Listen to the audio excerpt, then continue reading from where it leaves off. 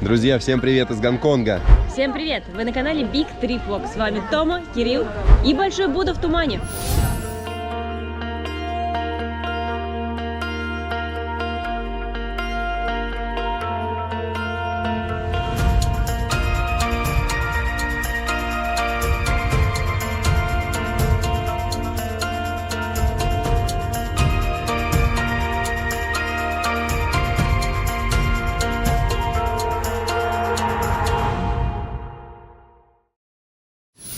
Ребята, снова смог, а это значит, мы будем посещать обзорную площадку. Каждый раз одно и то же, потому что уже сколько дней прошло, а каждый день одна и та же погода, серость и смог. Это верно, мы сейчас находимся на острове Лантао.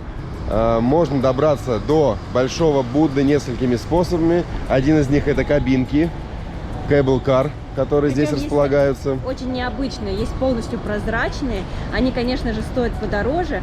И в хорошую погоду там красиво фотографироваться. Да, есть непрозрачные, они немножко подешевле. Но в любом случае, когда смог, то использование кабинок представляется нам не очень интересным. Поэтому мы поедем просто на автобусе. Автобус также совсем рядом здесь отходит. 23-й маршрут, на котором написано Big Buddha.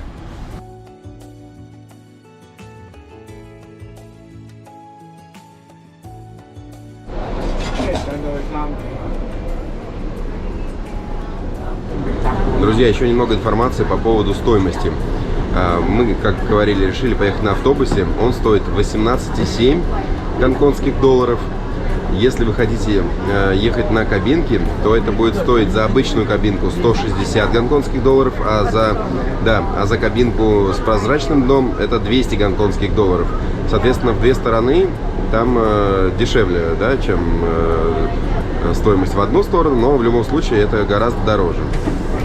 Мы бы, конечно, с удовольствием поехали бы на кабинке, если бы был прекрасный вид, голубое небо, солнышко. Да. Но когда на улице дождь, мы не видим смысла в том, чтобы тратить такие деньги для того, чтобы добраться до Большого Будды, когда есть автобус. Поэтому полчаса на автобусе, и мы будем уже у вершины.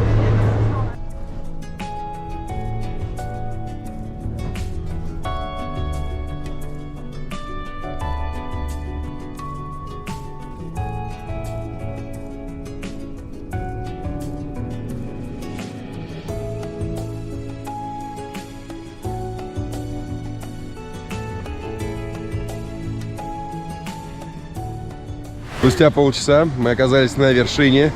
Здесь полнейший Silent Hill. Причем, когда мы ехали в автобусе, вроде погода улучшилась, мы видели, что не идет дождик. Но когда поднялись наверх, здесь, знаете, вот, как даже не дождь, а как будто бы моросит. Да, моросит и смог. В общем, чуда не случилось.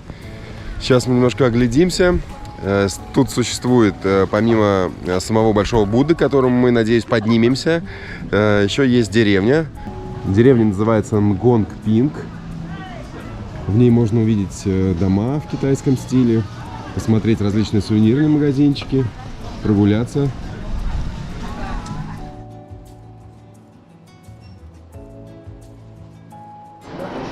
Сейчас мы зашли в небольшой магазинчик с китайскими сувенирами.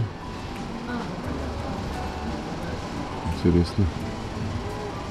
Стоимость подобной кошечки 1688 гонконгских долларов.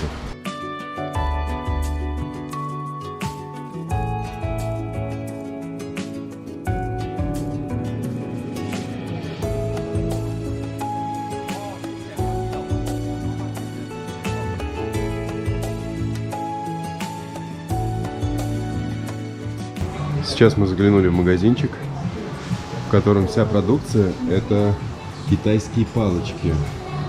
Совершенно разные.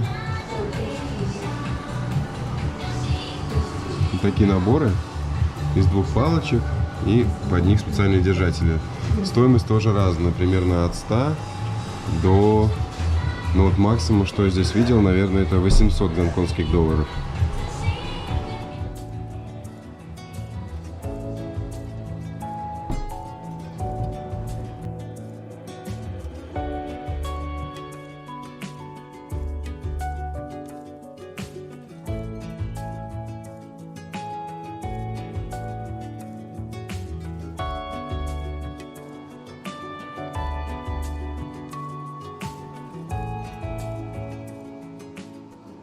Очень много китайских магазинчиков с сувенирами на любой вкус.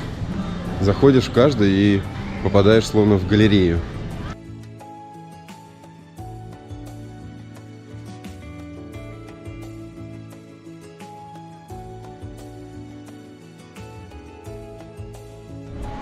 И уже в самом конце деревни, после ресторанчиков, как раз здесь располагается Hong Pink Cable Car. То есть кабинки, которые приезжают, про которые мы вам рассказывали. Вот так они выглядят. Но видимость из этих кабинок сегодня оставляет желать лучшего.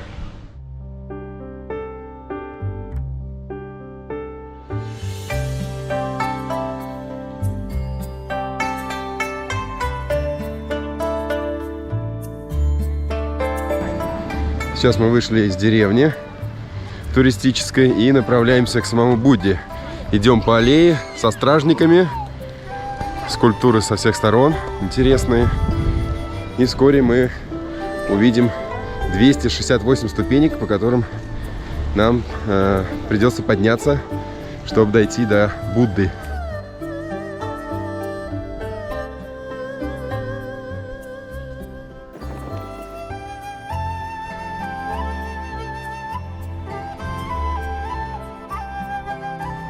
Сейчас мы поднялись на специальную площадку.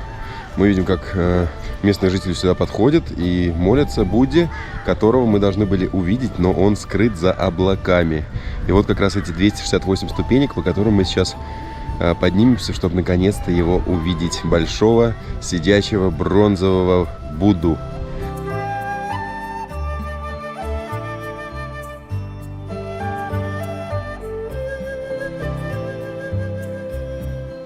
Совсем скоро Будда должен быть как на картинке перед нашим взором.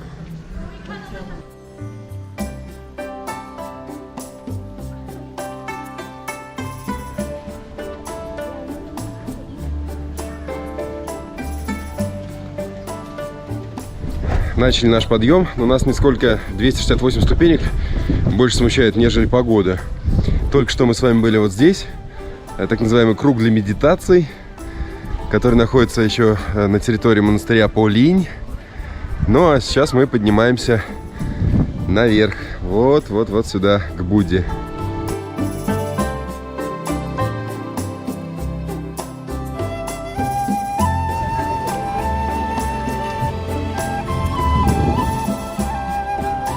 Подниматься было совсем несложно, наверное, минут 7-8, и мы на вершине, возле 34-метрового большого сидячего Будды. 34 метра — это вместе с постаментом его высота.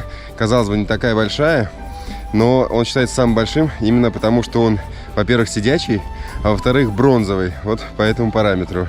Хоть и называют его бронзовым, но состоит он из металлического каркаса, окруженный 202 пластинами из бронзы. Да. Будду окружает 6 бронзовых статуй, у которых есть дары для него. Эти дары что-то обозначают, символизируют, и все они ведут к одному – это к гармонии.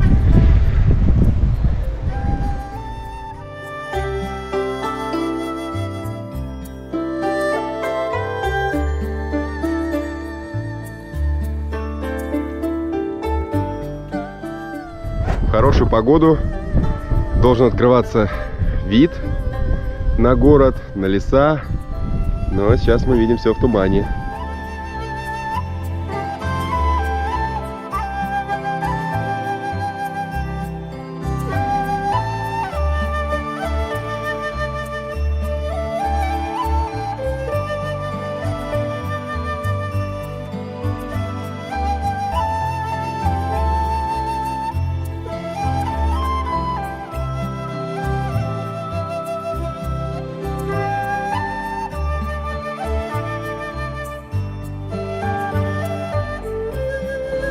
Также у этого большого Будды существует отдельный вход в музей. За дополнительную плату вы можете сюда попасть, посмотреть небольшую выставку, потом подняться наверх и там спуститься уже. Но мы этого делать не будем. Но в любом случае зайти внутрь, немножко погреться и укрыться от дождя. Идея хорошая.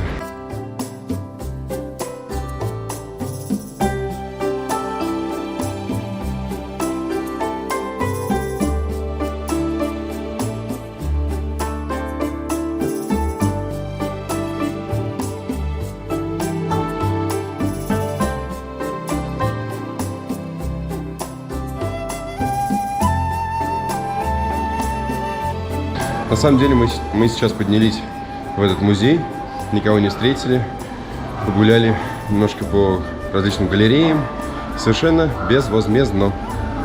Будда сидит в позе лотоса, и его руки тоже имеют особое значение. Например, правая поднятая рука обозначает защиту, а левая опущенная рука обозначает исполнение желаний. Ну а наше желание сегодня на вечер поехать греться в ресторан и вкусно покушать. Это мы и сделаем.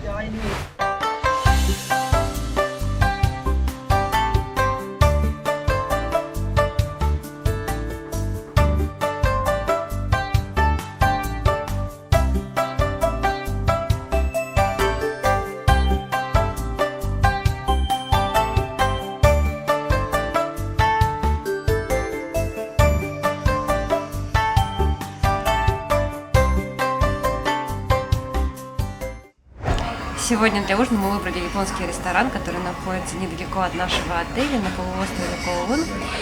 Заказали себе уже некоторые блюда. Это салатик, суши.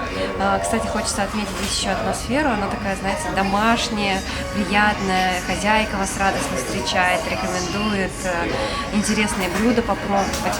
Ну, давайте попробуем, действительно ли они такие вкусные, как она говорит.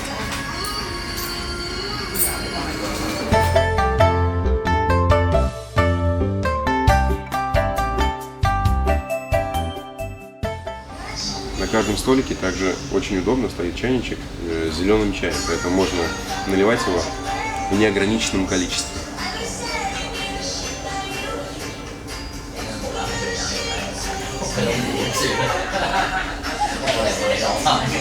Ну а мы давайте попробуем наш салатик. Салат из зелени, томатов, авокадо и креветки.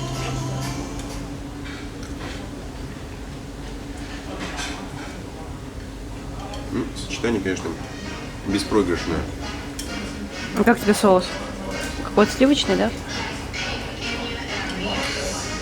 Ну, соус, ну, не знаю, немножко как ты больше любишь, скорее, да? С кислинкой, да? С кислинкой, да, но небольшой. Ну, и креветки идут очень вкусные, не переваренные, а именно такие, но не твердые и приятные. Получается, здесь листы салата, томаты, соус, причем разный, да?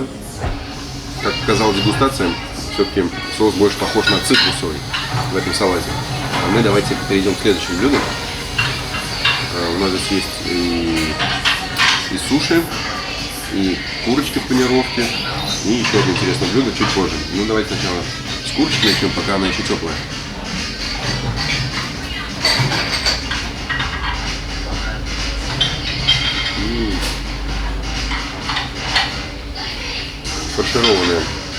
Фаршированные цыплята. Внутри какой-то интересный соус красного цвета. Немножко острое. В этой закуске помимо курицы еще запеченная икра. Икра летучей рыбы. Да, тамага называется. Что-то такое похоже, да. Так, переходим к суши. У нас здесь есть опальный лосось, рыбка опальная, потом тунец и какой-то homemade. То есть это... Homemade омлет. Да, нечто похожее на омлет, я хотел сказать. Да. Ну, давайте начнем с рыбки. Васаби не возьмем.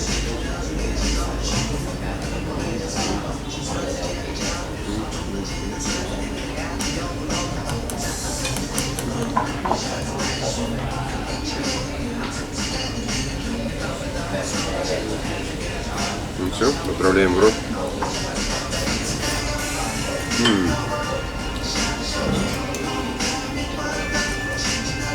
Очень нежная. Очень нежная рыбка, и она как будто, знаете, в масле. То есть она такая прям мягенькая, как будто окутанная в масле. Потрясающе. Давай еще какой-то попробуй сразу. Давай вот этот возьмем. Гункан. Пахнет свежайшей рыбой.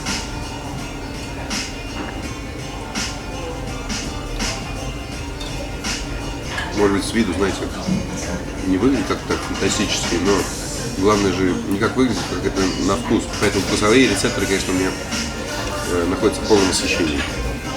Я думаю, тебе стоит попробовать.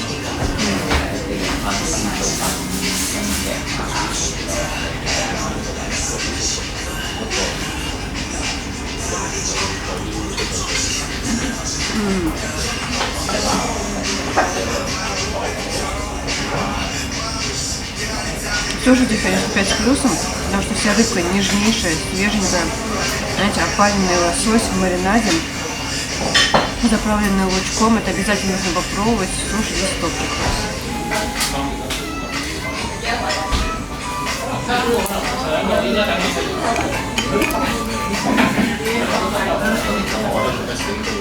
Попробуем нежного гребешка в сливочном соусе.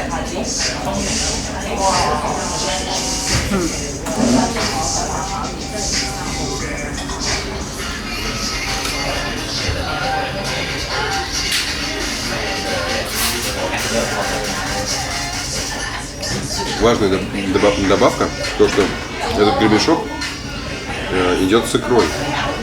То есть здесь запеченная икра, поэтому блюдо вдвойне интересно. Мы пробовали много гребешков на Филиппинах, но здесь он немножко другой вкус, в отличие от филиппинского, да. С икрой это вообще очень интересно получается. Очень интересное блюдо, потому что гребешок очень похож на креветку в сочетании с чесноком, с сливочным соусом. В общем, мне понравилось. Пришло время наших других интересных блюд. Это креветка в темпуре, то есть в панировке. Давайте ее сразу пробовать. Принесли специальный соус.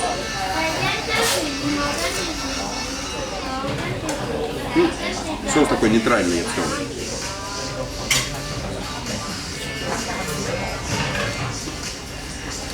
Даже не могу уловить его какие-то особые нотки. Ну, может, оно и к лучшему, не перебивает вкус. Помимо темпуры, креветки здесь еще у нас есть кабачок.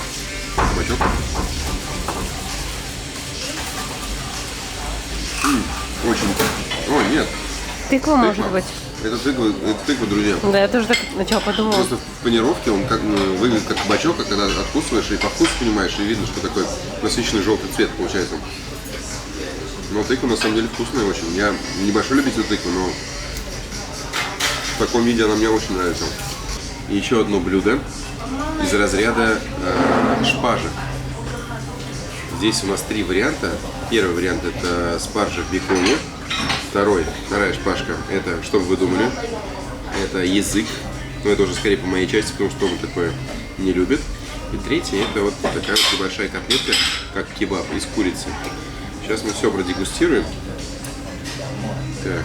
Мне кажется, ты можешь прям так с шпажки. Давайте прям так. Берем прям первый бекон со спаржей. Неплохо. Помимо бекона, еще спаржа очень вкусная. Мне очень нравится. Еще подается это блюдо с горчицей, вот здесь немножко горчички. Это больше для языка, мне даже кажется, чем для... Для чего? Больше для языка. Ну да, это правда. Бекон со спаржей, я думаю, тебе очень понравится. Ну а теперь пробуем то, что должно понравиться мне. Язык.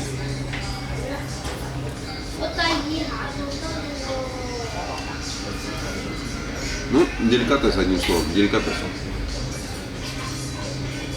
Том, конечно, скептически смотрит на меня. Все-таки. Я просто не ем субпродукты никакие. Да, такого рода. Но мне нравится в коем веке. Да, мне кажется, я вообще не помню, что ты ел, да, язык. Ну, мясо очень, я не знаю, какое. Маринованное? Все пробовали язык. Ну, кто любит, кто ест язык. Оно такое, знаете, как подушечка такая, воздушная.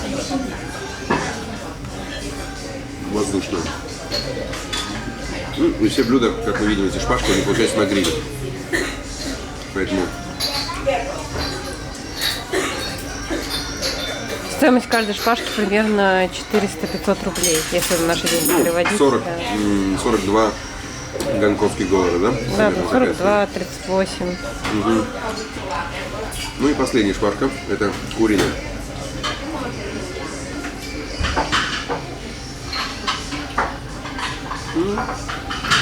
Здесь все просто. Мне надо сказать, что У этой шпажки и соус даже особый. Немножко похож на Филиппино стайл, такой кисло-сладкий. Ну, нам этот соус нравится, поэтому сейчас нам понравится. Как все промазано, пропитано, как курица, поэтому получается очень вкусно. И сверху еще какой-то зеленый листочек. Японская кухня – это не только рестораны и суши, а также много других разнообразных блюд. Всегда старайтесь пробовать что-то новое, ведь путешествие это не только новые места, но и новые интересные кухни. Всем спасибо, друзья. Всем пока. Скоро увидимся. Всем пока! Пока.